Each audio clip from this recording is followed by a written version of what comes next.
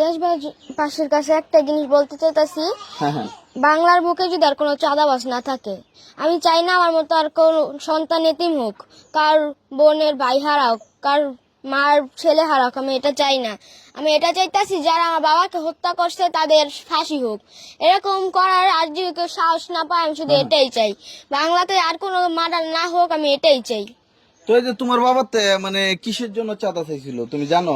আসলে আমার বাবা মানে ব্যবসা করতো, তো এখানে দেখতাছে যে ওরা ক্ষমতায় এসে বসে বিএনপি, এই ক্ষমতাটা ব্যবহার করে চাঁদা চাইতাছিল মাসে 2 লাখ টাকা করে। মাসে 2 লাখ টাকা চাঁদা চাইছিল তোমার বাবার কাছ থেকে?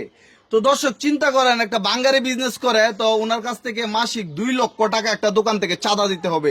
তো এই জন্য তোমার বাবা রাজি হয় নাই? না, আমার বাবা বলছে কি আমি ঘুষ দিয়ে কেন ব্যবসা করবো, আমি সৎ ব্যবসায়, আমি ঘুষ দিয়ে ব্যবসা করতে পারবো না।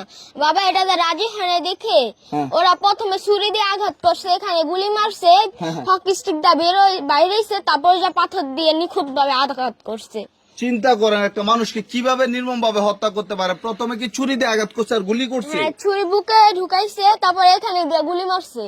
আচ্ছা, মানে যেদিন তোমার বাবার কাছ থেকে চাঁদা চাইছিল সেদিনই কি এই ঘটনা, নাকি এর আগেও তোমার বাবা? আগে থেকে বাবার কাছে হুমকি দিতেছে, হ্যাঁ টাকা চাইতেছে, আমার বাবা রাজি হয় নাই।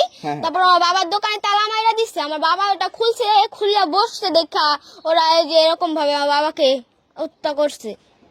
তুমি কি চাইতেছো তোমার বাবার যারা অপরাধের সাথে জড়িত তাদের কি বিচার চাচ্ছো? আমি শুধু একটাই বিচার চাইতাছি, যারা আমার বাবাকে খুন করছে তাদের ফাঁসি হোক সবার। আর বাংলার বুকে যদি চাঁদাবাজ না থাকুক, কেউ যদি এটা করার আগে, যে চাঁদাবাজি করার আগে 10 বার ভাবে। আমার বাবাকে যারা হত্যা করছে আমরা তাদের বিচার চাই, 1 সপ্তাহের মধ্যে যাতে তার বিচার হয়। এখানে সবকিছু গরম থাকবে, যতদিন মিডিয়া থাকবে ততদিনই সব, আর নতুন কোনো খবর আসবে তখনই ধামাচাপা হয়ে যাবে। সেজন্য আমরা চাই 1 সপ্তাহের মধ্যে যেন এর বিচার হয়। তো এভাবে কি মানুষে মারতে পারে, যে এত বড় বড় যে মানে পাথর দিয়ে মানে মানুষে আপনার বাবা মানে কি এমন কি কারণে এভাবে আপনার বাবার আঘাত করলো? আমার বাবাকে তার ব্যবসার কারণে সব করা হয়েছে। আমার বাবার ব্যবসা নিতে চাইছে, তার আমার বাবা দিতে চায়নি বলে আমার বাবাকে এরকম পাথর দিয়ে নৃশংসভাবে হত্যা করা হয়েছে। মানে আপনার বাবার ব্যবসাটা ওরা দখল করতে চাইছিল? জি। তো দর্শক চিন্তা করছেন কেমন ক্রাশের বাজেট চলতেছে। এই যে দেখেন ওনার বাবার যে ব্যবসা, বাঙালি ব্যবসা দীর্ঘদিনের, এটা অন্য একটা গ্রুপে দখল করতে চাইছিল। মানে আপনার বাবা কি রাজনীতি করতো? জি না। হ্যাঁ, আমার বাবা রাজনীতি করতো না। রাজনীতি করতো না? না, করতো না।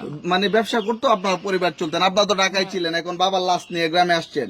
তো আপনার কি এই যে আপনার বাবাকে এভাবে হত্যা করা হলো, আপনার কিভাবে বিচারটা চাচ্ছেন? মানে অপরাধীদেরকে কিভাবে শাস্তি দিলে আপনার আত্মা শান্তি হইবে আপনার বাবার?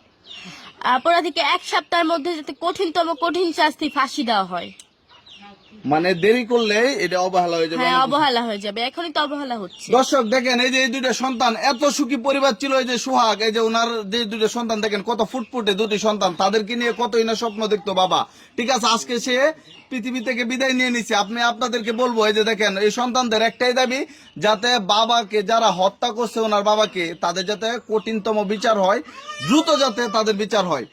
তো এই যে তোমার বাবা তো মারা গেল, কি বলতে চাচ্ছ দেশবাসীর কাছে? আমি দেশবাসী